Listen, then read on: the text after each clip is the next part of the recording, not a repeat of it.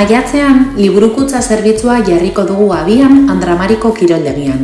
Auzoan, bizi diren lagunek udaliburutegiei eskatutako liburuak bertan jaso eta itzuli ahal izateko. Horretarako, liburutegietara telefonoz deitu eta nahi duzun titulua eskatu besterik ez duzu egin behar.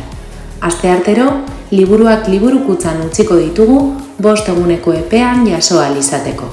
Eta irakurketa amaitzen duzunean, bertan itzuli dezakezu. Liburutegien txartela edo zenbakia baino ez duzu behar zerbitzua erabiltzeko. Liburuak maiatzaren 2 hasita eska ditzakezu eta maiatzaren 7 aurrera jaso.